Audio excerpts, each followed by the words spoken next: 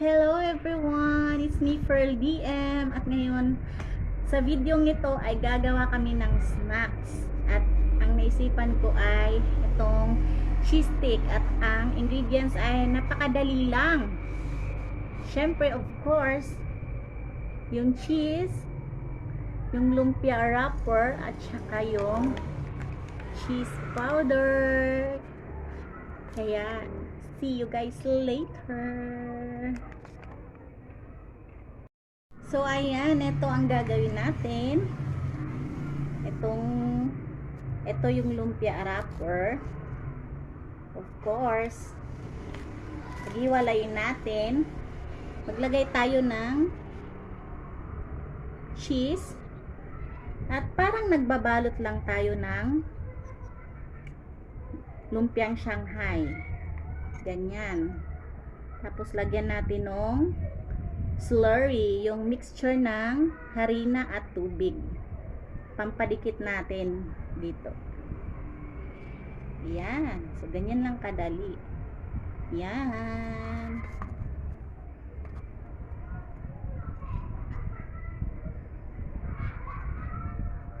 So, paulit-ulit lang yung gagawin natin, guys, hanggang sa maubos natin tong lahat ng na-slice na mga cheese. Paulit-ulit lang natin tong gagawin pagbabalot. Ayan. So, syempre, hindi mawawala ang mixture na harina at tubig na tinatawag na slurry para pampadikit ng ating cheese stick. So, eto, piece of cheese, sliced cheese. Tapos, ganyan lang. Yan. And of course, the slurry, don't forget, pampadikit. Ayan. So, ganyan lang siya as it is. Chine-check ko yung kuko ko, baka marumi. Mabash tayo. Okay. Ganyan lang siya.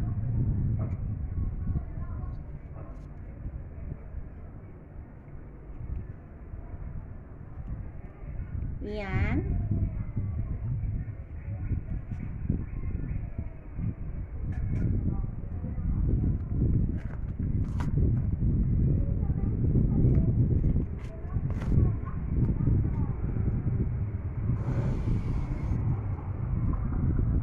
So, wala namang mga ibang ingredients na gagawin dito. Ganito lang talaga siya kasimple ang ating cheese stick na kids will love it. Surely will love. At napaka-yummy neto na snacks.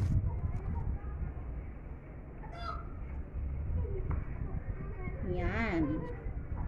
O, diba?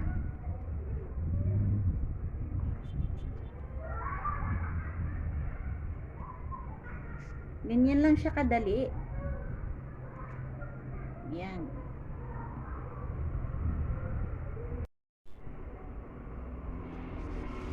So, ayan. Ito. Malapit na talaga tayong matapos.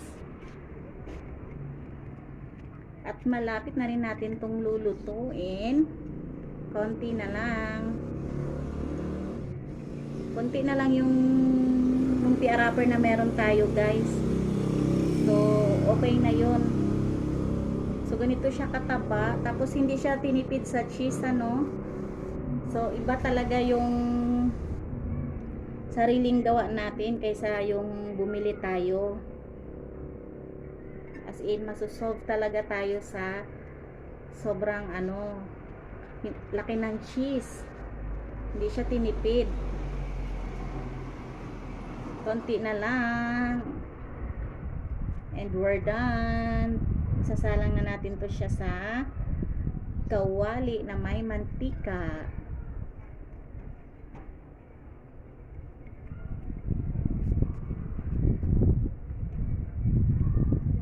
So, same procedure. with slurry para dumikit. slice of cheese, and then roll it with lumpia wrapper.